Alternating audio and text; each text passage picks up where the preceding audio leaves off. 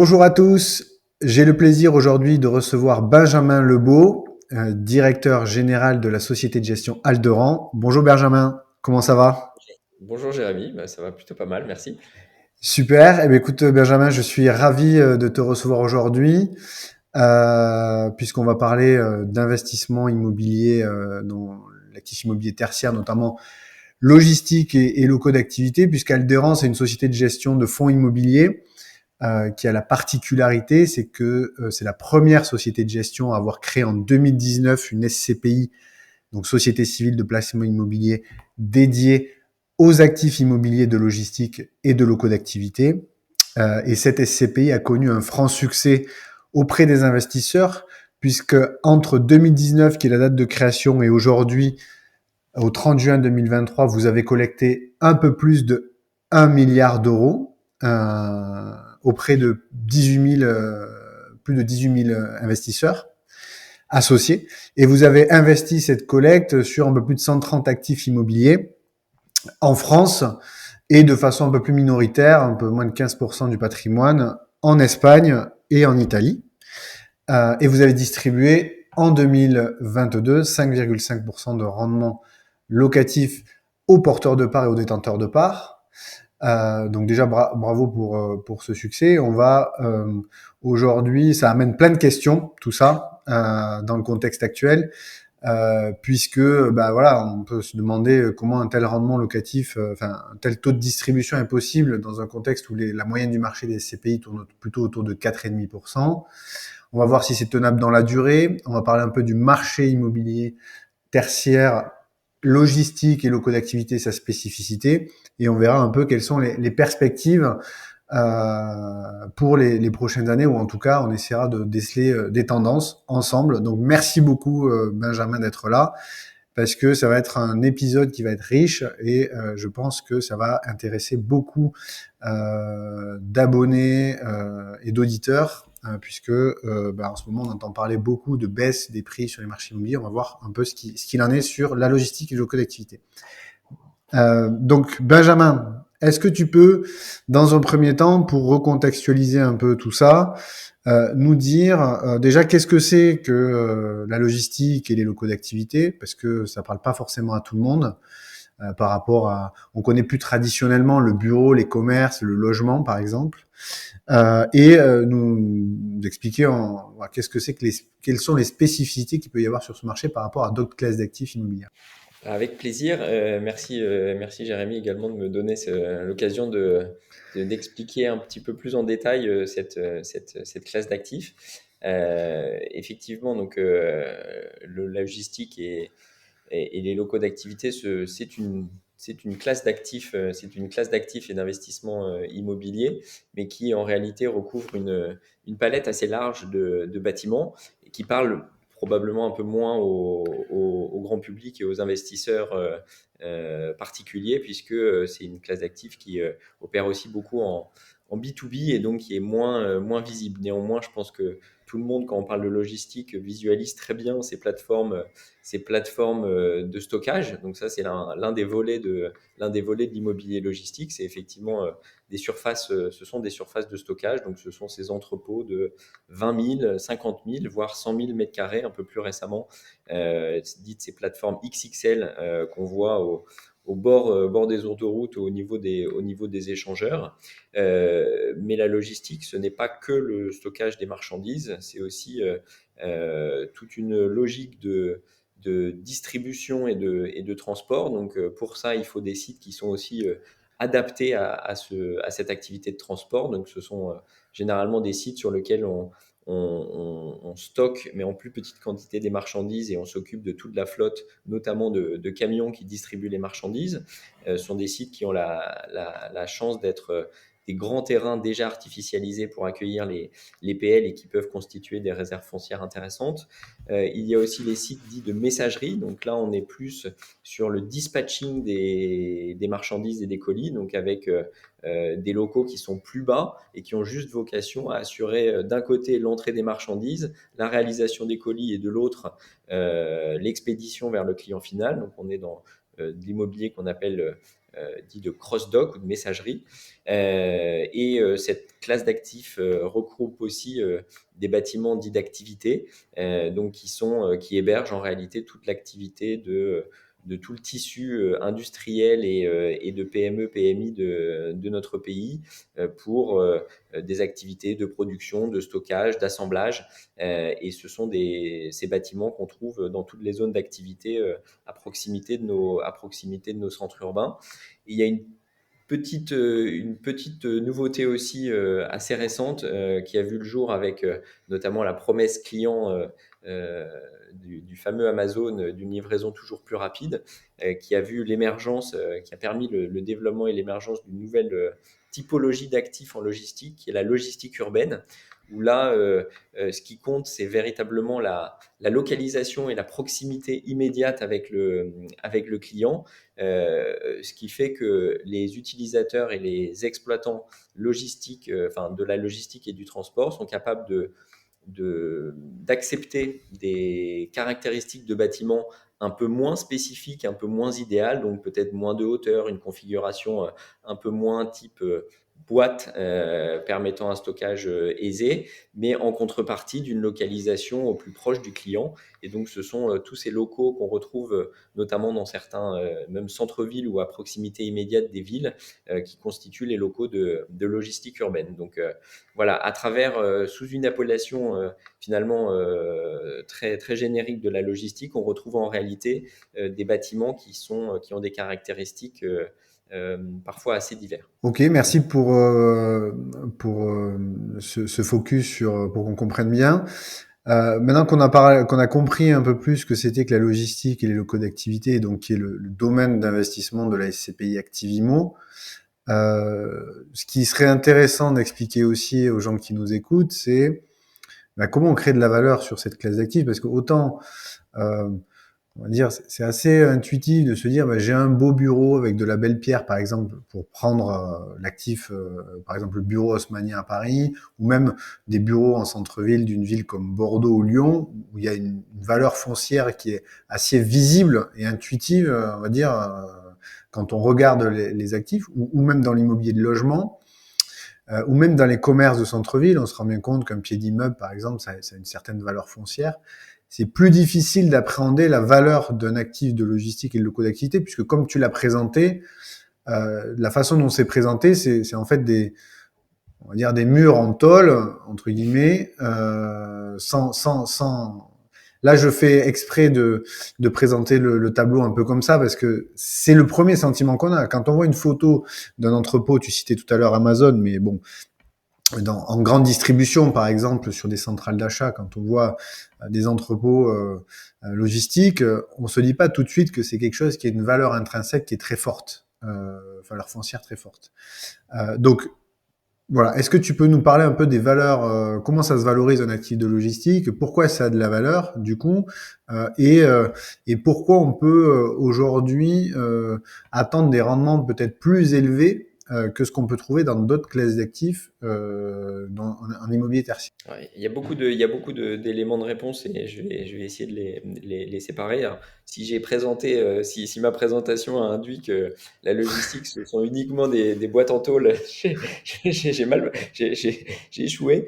Non, ce qu'il faut savoir dans un premier temps, déjà, premier élément de réponse, c'est que en réalité, quand on parle de boîtes en tôle, en réalité, on parle des entrepôts ancienne génération.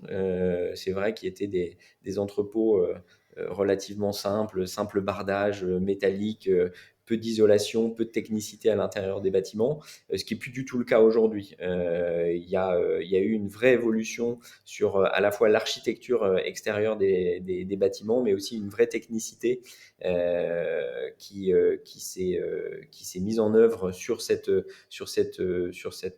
bâtiments, à la fois pour gagner en efficacité de toute la chaîne logistique avec des bâtiments aussi beaucoup plus hauts, parfois avec des outils de stockage de plus en plus sophistiqués et rapides, limite industriels, mais aussi pour le confort des occupants et des travailleurs qui opèrent dans ces sites on était avant sur des sites mal isolés avec finalement un mauvais contrôle des consommations et c'est plus du tout le cas aujourd'hui. Donc il y a une vraie technicité qui s'est opérée et qui a participé forcément de l'augmentation des coûts de construction, mais aussi de la valeur. Alors c'est sûr qu'on n'a pas forcément la pierre haussmannienne en façade, mais ça n'aurait pas grand sens. Mais en réalité, il y a quand même une vraie valeur de construction et du bâti à lui-même, puisque notamment aussi pour opérer certains sites logistiques, il faut des autorisations très spécifiques qui nécessitent des installations là aussi très particulières d'extinction incendie par exemple, qui sont très pointues et coûteuses et qui apportent une vraie valeur à l'actif par lui-même. Euh, Évidemment, on peut aussi parler de la valeur foncière. C'est certes le site logistique ou le site d'activité n'est généralement pas placé en hyper centre-ville, sauf à ce qu'on parle de logistique urbaine, mais euh, on est là sur une frange très spécifique de la logistique. Le gros de la logistique, ce qu'il faut savoir, c'est que la logistique, malgré le fait qu'on voit des grosses boîtes, représentent en fait seulement 1% de la surface artificialisée de la France. Donc il y a euh, une grosse partie qui est effectivement occupée par les autres classes d'actifs, mais il n'en demeure pas moins que ces zones d'activité, elles sont extrêmement précieuses. Ces zones de stockage, elles sont précieuses, encore plus avec cette promesse de livraison toujours plus rapide. Et donc, dans un contexte également de raréfaction du foncier, de politique de zéro artificialisation nette, ces sites qui sont en périphérie immédiate des centres urbains sont des sites sur lesquels la valeur de foncier a tendance également à augmenter. Donc ça, c'est un autre élément de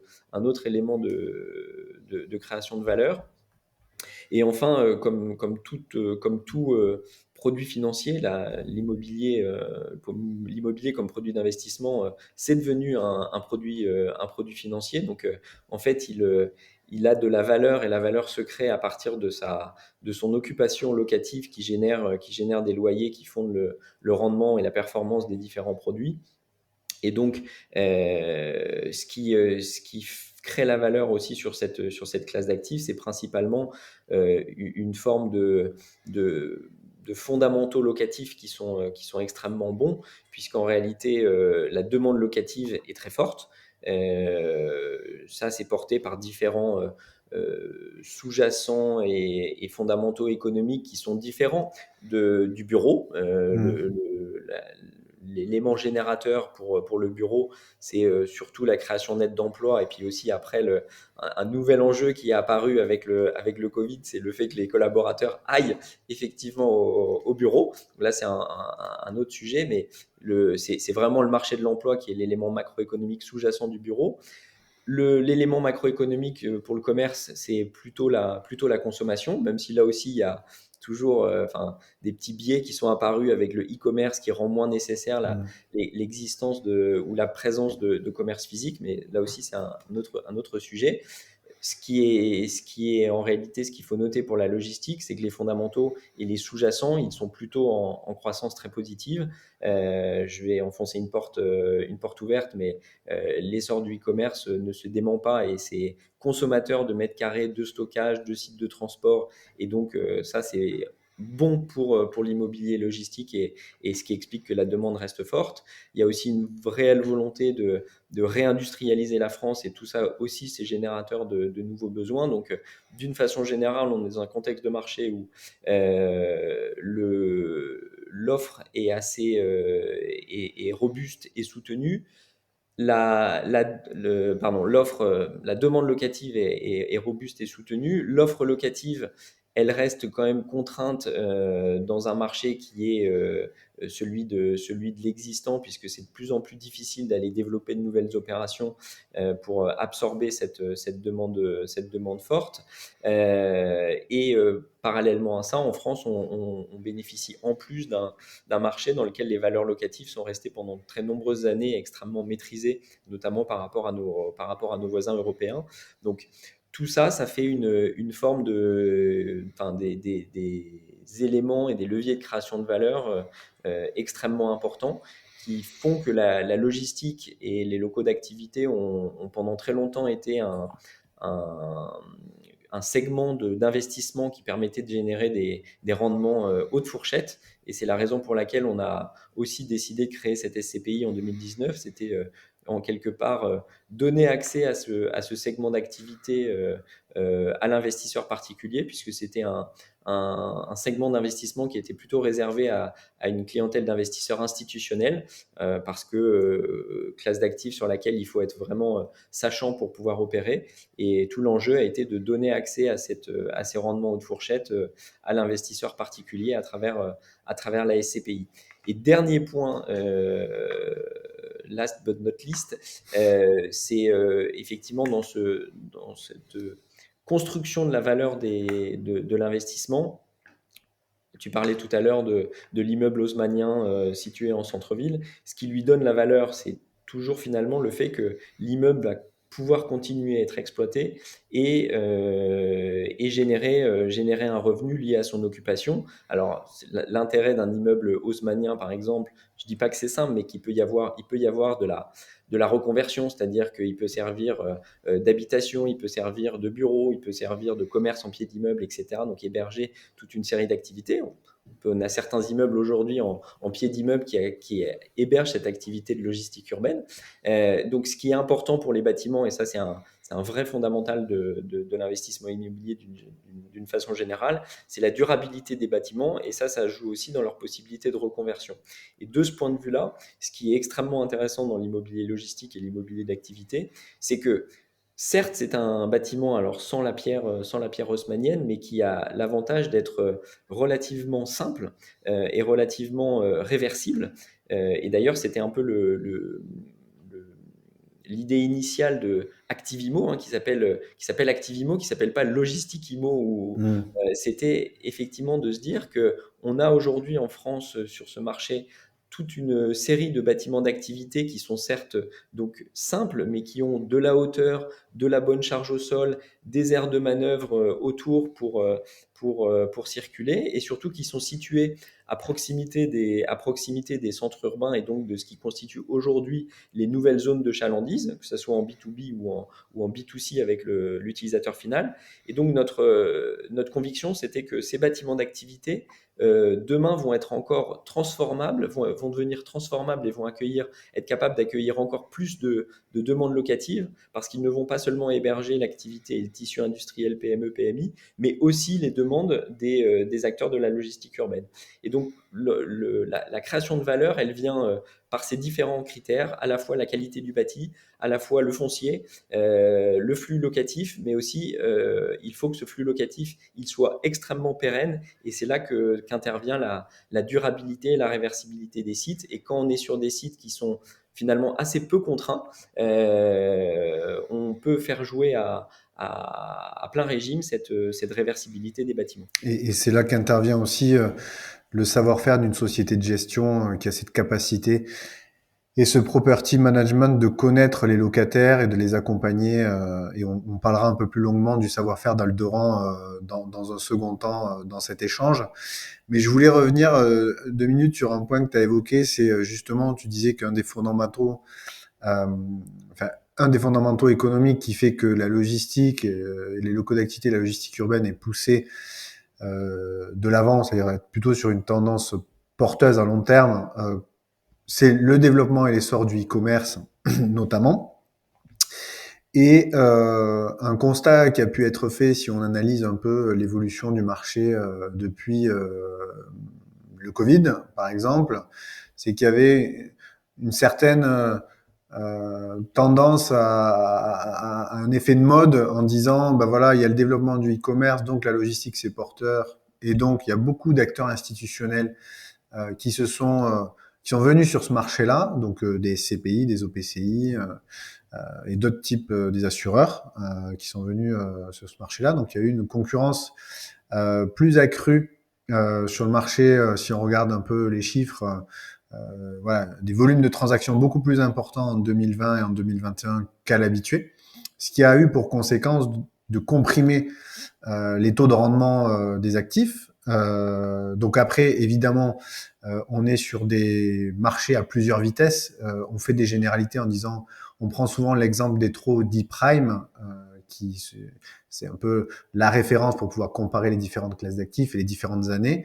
Mais bien évidemment qu'une logistique dans une ville X, enfin un actif va pas avoir forcément le même rendement que dans un autre endroit. Bref, mais le fait est que la tendance de marché était plutôt à la compression. On parlait de en 2021 d'actifs de logistique en taux prime à 3%.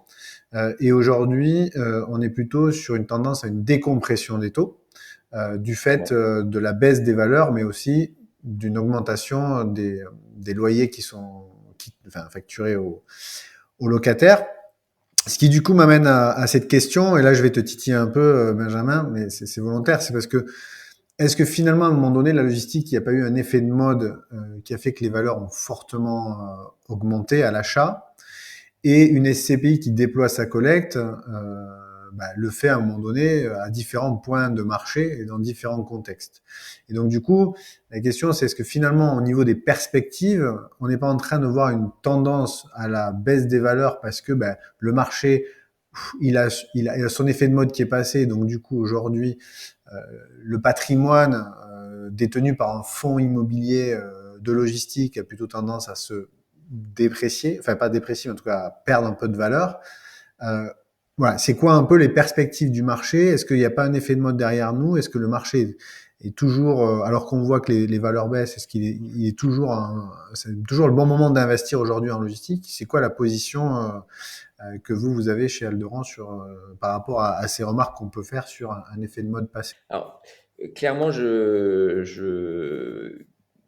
on- j'appelle pas ça plutôt un effet de mode, mais ce qu'on peut dire, c'est qu'il y a eu un avant et un après Covid. Euh, le Covid a eu cet effet bénéfique de mettre en lumière, en quelque sorte, je dirais plus qu'un effet de mode, de mettre en lumière le caractère stratégique de cette classe d'actifs, puisque tout le monde s'est effectivement probablement rendu compte de l'importance de cette chaîne, de ces actifs logistiques dans la chaîne d'approvisionnement, que ce soit de produits de première nécessité ou même sur d'autres types de produits. Ça a mis cette classe d'actifs en lumière. Euh, et ça a suscité effectivement, je pense, un changement de prisme, puisque la vision qu'en avait l'investisseur particulier a changé. L'investisseur particulier s'est rendu compte de l'intérêt de cette classe d'actifs, et nous, ça nous a effectivement, on a vu de ce point de vue-là un changement dans la collecte entre l'avant-Covid et l'après-Covid. On a senti qu'il y avait un intérêt plus fort notamment du premier confinement.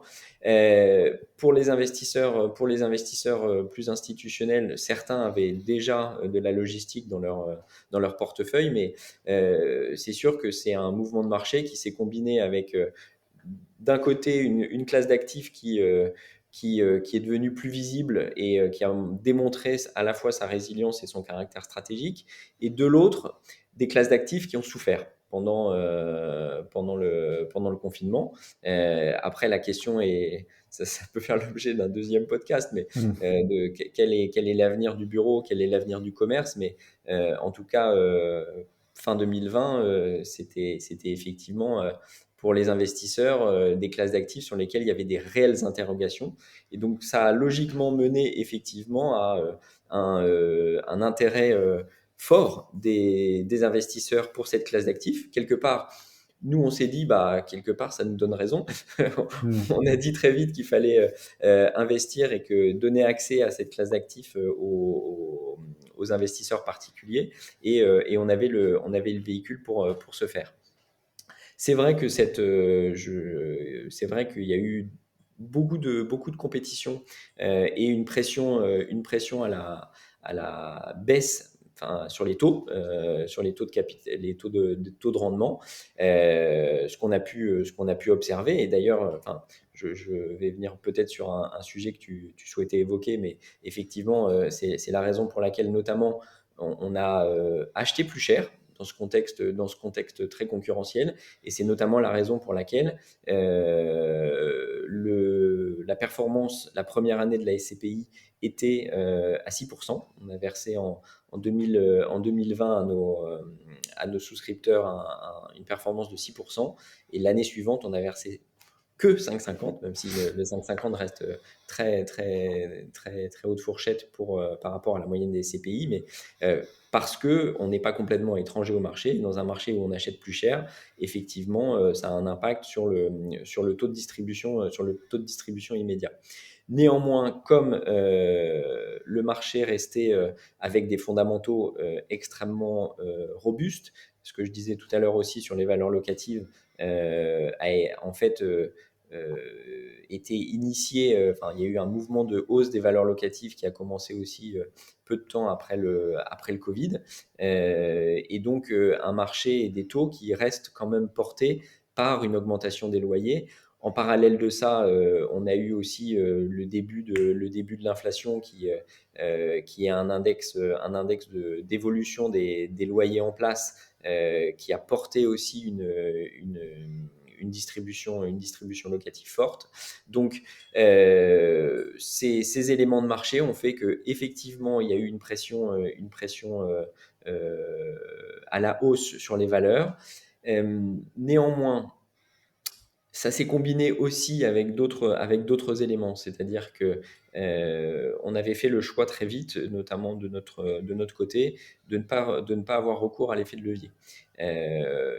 Initialement sur le véhicule, c'était un choix pour pouvoir communiquer sur une performance qui soit une performance pure, c'est-à-dire pas artificialisée d'éléments et de mécanique financière. De plus, on a assez vite bénéficié d'une collecte assez importante qui nous a permis de ne pas nous endetter pour acheter nos immeubles. Et donc, on a été avec cette SCPI un acteur de plus en plus présent sur le marché de la logistique et de l'activité à l'investissement, mais en fonds propres. Ce n'est pas forcément le cas des acteurs un peu historiques et plus institutionnels qui ont plutôt pour habitude de mettre de la dette au moment de leurs acquisitions. Et c'est pas, je vais là aussi enfoncer une porte ouverte dans des contextes comme on a connu en 2022 et qu'on continue de connaître en 2023 d'augmentation des taux pour se financer. C'est un marché qui est devenu du coup beaucoup plus difficile pour les acteurs qui s'endettent et favorable pour des acteurs comme nous qui ne nous endettons pas. Ce qui fait que ceci compensant cela, on a pu, et comme on a effectivement à travers une collecte abondante les possibilités d'adresser un plus large scope d'investissement, on a pu continuer à investir sur des niveaux de rendement qui restaient extrêmement haute fourchette. C'est sûr qu'on n'est pas allé batailler pour acheter des opérations à 3% parce que je dirais, là c'est aussi le fruit de l'expérience, mais on n'était pas, le véhicule n'était pas là pour ça et pour aller chercher ces opérations extrêmement rares. Et on a, je crois, essayé de continuer à constituer notre portefeuille en faisant aussi du mix d'opérations certaines extrêmement bien louées, bien localisées, qu'on a acheté effectivement un peu plus cher, mais en les mixant avec des opérations avec par exemple des réserves foncières à développer et génératrices de performance, mais sur le long terme. On a la chance d'être sur un véhicule qui est capable justement d'aller capter, parce qu'il s'inscrit dans le long terme, les stratégies de réversion positive avec des évolutions de valeurs locatives positives. Et cette collecte abondante nous a aussi permis de nous diversifier au sein de cette classe d'actifs. J'expliquais tout à l'heure un peu les différentes typologies d'actifs qu'on peut y retrouver. Donc, ça nous a permis effectivement, avec une collecte abondante, d'aller aussi nous positionner sur des actifs de pure logistique urbaine, puisqu'on a réalisé, notamment en 2022, nos premières opérations Paris Intramuros pour aller capter des locaux qui ont cette réversibilité que j'évoquais tout à l'heure. Demain, on peut imaginer en faire autre chose, mais aujourd'hui, ce sont des locaux qui hébergent l'activité de logistique, de pure logistique urbaine. Ça nous a permis aussi de nous internationaliser pour aller chercher des opportunités à l'étranger.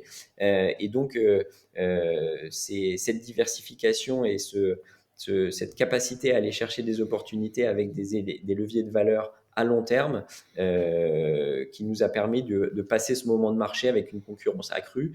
Mais force est de constater aujourd'hui que la classe d'actifs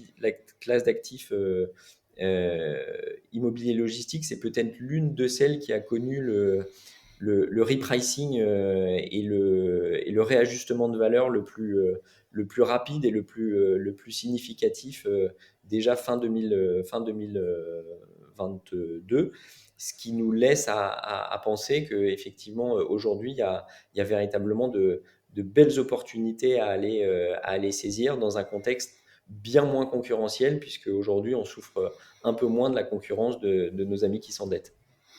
Oui, d'ailleurs, si on consolide l'ensemble des actifs que vous avez acquis, on est sur une rentabilité moyenne du portefeuille qui est à 6,30%. Donc, ça permet aux gens, avec cet indicateur, de se rendre compte que même si, effectivement, quand on parle des troupes prime, donc c'est à 3% en fait 2021 et à 4,25 aujourd'hui, vous êtes sélectif dans les acquisitions que vous menez de manière à maintenir un taux un taux de rendement des acquisitions en moyenne qui soit au mieux possible au-dessus des 6% pour tenir l'objectif de distribution aujourd'hui de la SCPI qui est fixé à 5,5.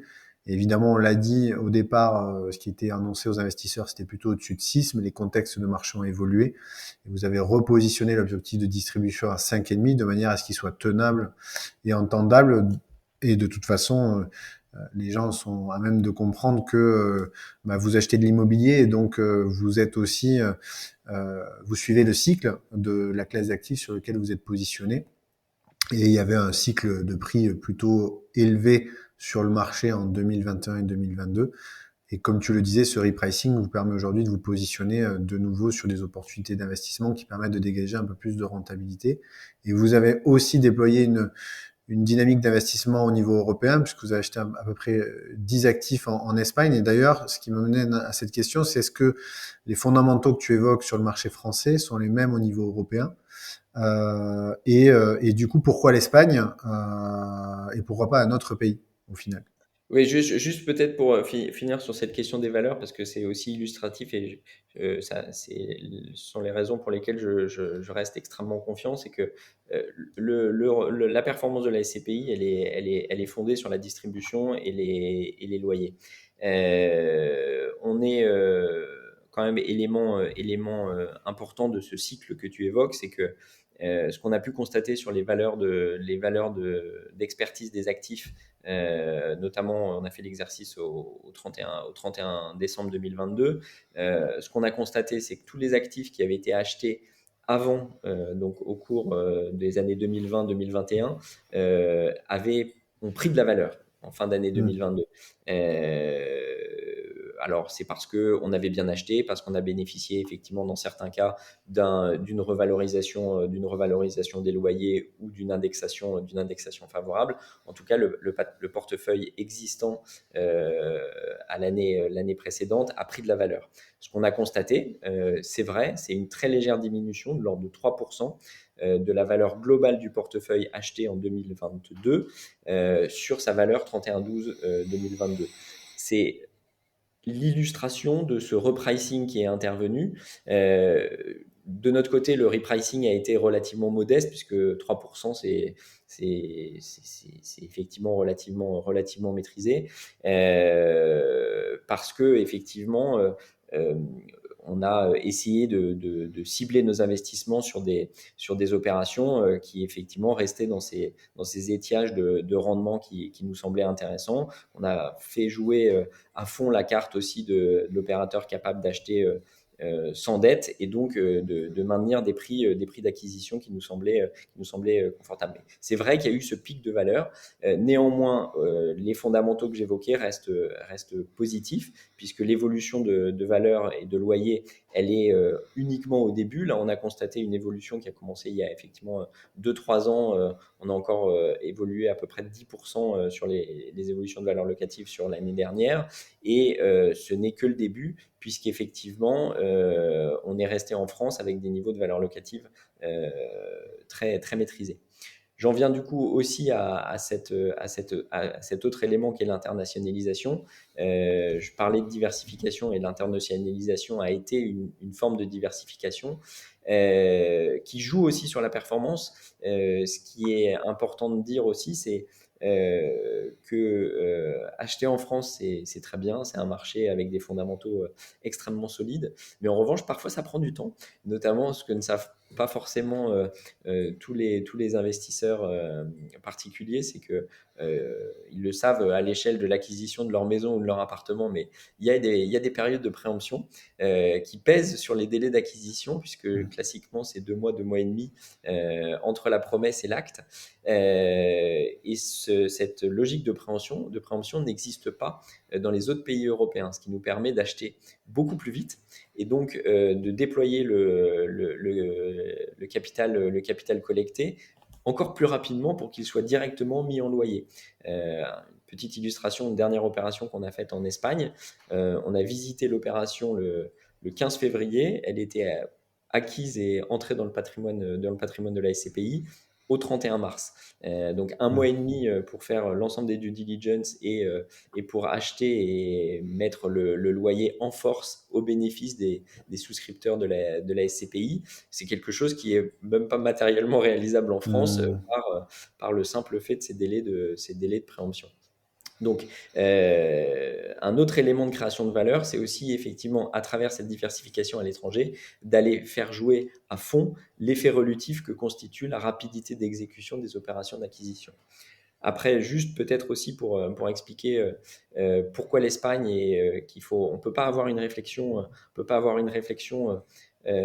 trop européenne. Il faut avoir une réflexion. Alors, le marché de la logistique est peut-être le segment d'actifs immobiliers qui est presque le plus international, le plus européen, puisque effectivement, il y a beaucoup de la chaîne logistique qui se joue sur des méga hubs qui desservent différents pays et différentes régions. Il n'en demeure pas moins que chaque pays a ses spécificités et aussi en termes de marché. Notre façon d'opérer est la suivante. Pour aller dans un pays, il faut que, il y ait une réelle opportunité, qu'il y ait de réelles opportunités ou des fondamentaux qui sont, à notre sens, positifs pour y investir. On ne va pas aller dans tel pays parce que c'est bien d'y aller ou parce que ça fait juste de la diversification. Ce qu'il faut savoir notamment, par exemple, c'est que les niveaux de loyer en France sont parfois 3 fois inférieurs à des niveaux de loyer qu'on peut constater par exemple à Londres ou dans certaines grosses villes du UK. Donc le marché du UK par exemple n'a pas été analysé par nous comme étant un marché forcément sur lequel il y avait des opportunités à saisir, d'autant plus que c'est un marché qui est assez couru par d'autres investisseurs institutionnels plutôt anglo-saxons et donc forte concurrence sur les prix et donc un marché sur lequel, a priori, on n'a pas, en tout cas à court terme, vocation à aller.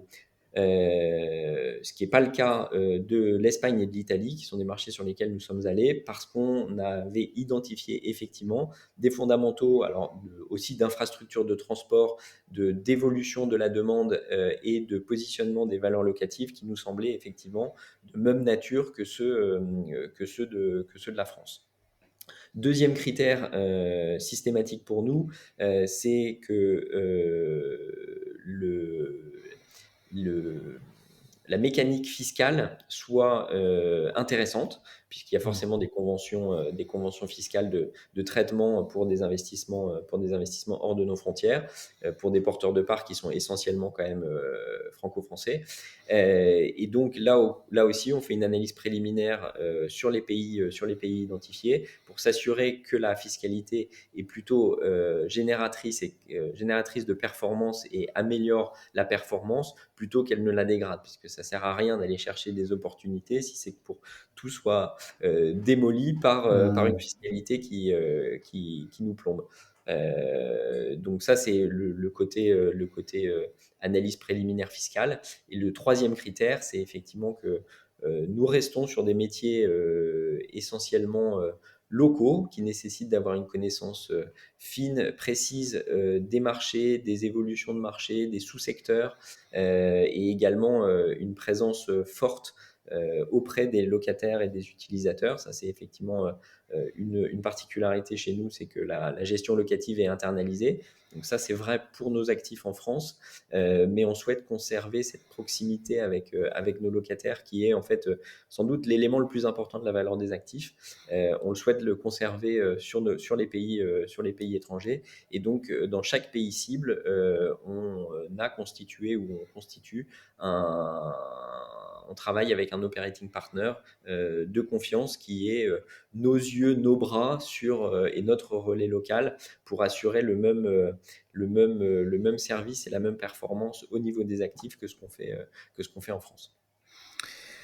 Ok, justement, ça fait une bonne transition pour parler un peu de la société de gestion, parce que c'est vrai qu'on l'a évoqué en, en quelques briefs mots, mais on a expliqué depuis tout à l'heure pourquoi la logistique, c'est un secteur immobilier sur lequel il y a des fondamentaux solides et donc du coup les investisseurs peuvent aller encore aujourd'hui pour toutes les raisons qu'on a expliquées. Mais du coup, pourquoi ils le feraient avec Alderan? Voilà, parce que ça, c'est quand même une bonne question. Il peut y avoir d'autres sociétés de gestion, il peut y avoir d'autres acteurs qui les sollicitent. Du coup, qu'est-ce qui fait que l'ADN d'Alderan sur ce marché-là a une expertise particulière et que donc du coup, alors, on se doute bien que si vous avez lancé une SCPI dédiée à ce segment d'activité, c'est que vous avez une expertise parce que sinon, c'est comme si vous tiriez une balle dans le pied. Mais est-ce que tu peux l'expliquer en quelques mots, voilà, l'origine de la société de gestion, qui sont les pilotes dans l'avion, qui justifient qu'il y a cette expertise, qui est partagée par tous les collaborateurs, etc., etc. Voilà. De toute façon, moi, j'ai coutume de dire que pour étudier la pertinence d'un investissement, il faut regarder qui est effectivement à Bah les oui. clés à les clés du camion. Et donc, en l'occurrence, ce sont les sociétés de gestion. Donc, faut pour analyser tout véhicule, s'interroger sur la pertinence et le savoir-faire de la société de gestion qui est à l'œuvre. En ce qui concerne cette classe d'actifs très spécifique des locaux de l'activité de la logistique, je pense que effectivement, il faut s'adresser à des spécialistes. On s'invente pas opérateur sur ce segment de marché parce que les acteurs sont eux-mêmes assez spécifiques. Enfin, le vivier de locataires, ce sont tous les acteurs. Alors ça peut être des sociétés corporate qui gèrent elles-mêmes leur logistique, donc ce qu'on appelle des chargeurs, mais ça peut être aussi des acteurs très spécifiques de la logistique et du transport, XPO, les transports Jackie Perreno avec les ou enfin voilà, Mm. quand même un segment de marché extrêmement spécifique. Et c'est aussi un segment d'activité avec ses propres règles, notamment en termes d'autorisation dite ICPE, alors installation classée pour la protection de l'environnement, qui sont effectivement là pour s'assurer que les entrepôts, en cas de problème, ne créent pas de dommages à l'environnement, notamment en fonction des produits stockés. Et ça, ce sont des spécificités qu'il faut savoir adresser et l'investisseur immobilier ne doit pas méconnaître s'il veut faire les bons choix. Et je pense humblement qu'on peut se considérer comme effectivement des spécialistes de cette classe d'actifs, et c'est la raison pour laquelle on a lancé ce véhicule-là sur cette classe d'actifs auquel on croyait beaucoup. Il s'avère que l'histoire d'Aldéran, au départ, c'était une foncière patrimoniale privée qui avait été créée en 2000 par deux hommes qui se sont connus dans le monde de la logistique, notamment puisque l'un avait créé le groupe Novalliance, qui était un gros groupe de logistique et de transport, et il a créé cette foncière en 2000 avec son directeur immobilier du groupe logistique, qui est toujours notre président, Rémi Bourgeon. Et donc, c'est assez naturellement que les deux hommes ont assez vite investi beaucoup et majoritairement sur cette classe d'actifs qui était effectivement intéressante. Et petit à petit, la gestion et la façon d'investir s'est institutionnalisée, professionnalisée, initialement pour le compte de cette foncière, et puis petit à petit, l'idée a grandi et s'est développé et s'est matérialisé par la création d'un véhicule à destination du grand public pour faire bénéficier de ce savoir-faire en investissement sur ces classes d'actifs très spécifiques le grand public. Mais ce qui fait que quelque part ce savoir-faire sur cette classe d'actifs-là est en fait hérité de plus de 20 ans, puisque la foncière existait depuis 2000. Combien de collaborateurs aujourd'hui chez Aldran? Alors aujourd'hui, à l'époque de la foncière, c'était moins d'une dizaine. Aujourd'hui, chez Aldéran, c'est près d'une quarantaine de collaborateurs. On a recruté 13 personnes l'année dernière, et on est sur la même tendance pour cette année, puisque effectivement, on a beaucoup collecté, beaucoup investi, et que le patrimoine nécessite effectivement beaucoup de travail de proximité avec nos locataires. Donc la société s'est renforcée à la fois pour accompagner nos clients souscripteurs et nos partenaires distributeurs, mais aussi pour investir intelligemment et adroitement et la collecte qui nous est confiée, et ensuite gérer la totalité du patrimoine avec une équipe immobilière qui assure à la fois la gestion locative et l'asset management des opérations. Très clair. Eh ben, écoute, merci Benjamin pour toutes ces informations. Le petit mot de la fin, on parlait du taux de distribution de 2022 pour les SCPI Activimo qui est à 5,5. Vous maintenez bien cet objectif de distribution pour 2023. Tu me le confirmes? Je le confirme, et on y sera. Et donc je rappelle que la SCPI Activimo aujourd'hui compte plus de 160 immeubles, plus de 130 immeubles, pardon, quasiment un peu plus d'1 milliard d'euros d'encours sous gestion. Donc nous chez Willim, qui est la société que j'ai fondée, on est partenaire d'Aldéran comme l'ensemble des sociétés de gestion du marché. On analyse les différents véhicules et on est très content de pouvoir travailler ensemble. Donc c'est une SCPI que vous pourrez retrouver auprès de nos experts. Donc n'hésitez pas à vous rendre sur le site willim.fr pour consulter toutes les actualités qui touchent au domaine de l'immobilier papier et des fonds non cotés notamment. Et n'hésitez pas à prendre rendez-vous avec nous pour discuter de vos projets d'investissement. En tout cas, Benjamin, c'était très riche. On a passé un peu plus de 45 minutes ensemble. Et on n'a même pas pu parler d'ISR. Et on n'a pas parlé d'ISR, et j'allais justement conclure là-dessus en disant que c'est une SCPI aussi qui est labellisée ISR. On n'aura pas eu le temps de détailler toute la stratégie ISR de la société de gestion, mais c'est toute la stratégie ISR, vous pourrez retrouver la documentation sur le site willim.fr. Donc investissement socialement responsable. Mais vas-y, tu peux dire un petit mot dessus si tu veux. Ce qui est important de dire, c'est que justement, on a pu utiliser tout ce savoir-faire qu'on a sur cette classe d'actifs très spécifique pour créer une grille spécifique de notation des actifs. Alors, je sais que ça peut être problématique puisque ça rend problématique la comparaison entre les différents labels, mais c'était quand même strictement nécessaire d'avoir un outil très orienté sur les spécificités de cette classe d'actifs. Et on a choisi d'avoir une approche best in progress pour ne pas s'inscrire. On a une forme de responsabilité en étant aujourd'hui un gros bailleur et un gros investisseur sur cette classe d'actifs. On a choisi de ne pas avoir de politique d'exclusion pour ne pas se limiter seulement à quelques opérations exemplaires, mais plutôt de profiter de ce véhicule pour améliorer dans l'ensemble les caractéristiques environnementales, sociétales et de gouvernance de ces actifs. Et il y a beaucoup de choses à dire. Peut-être l'occasion Oui, d'un deuxième podcast. exactement. C'est ce que j'allais te dire, c'est que je rappelle que le label ISR, pour ceux qui nous ont écoutés jusqu'au bout, et d'ailleurs merci de nous écouter pendant toutes ces minutes, le label ISR, c'est un label qui permet aux sociétés de gestion d'adopter une stratégie qui peut être donc best in progress, comme vient de l'évoquer Benjamin, ce qui signifie que c'est la société de gestion qui définit ses critères d'amélioration sur les thématiques de l'environnement, du social et de la gouvernance, qui se fixe des objectifs. Ces objectifs, donc avec des grilles d'évaluation et d'analyse, et ces objectifs sont validés par un cabinet d'audit qui délivre le label ISR. Et tous les 3 ans, il y a une nouvelle passe qui est faite par le cabinet d'audit pour vérifier que la société de gestion tient bien ses objectifs. Tous les ans même. Tous les Ah, ans. tous les ans. Donc tous les ans.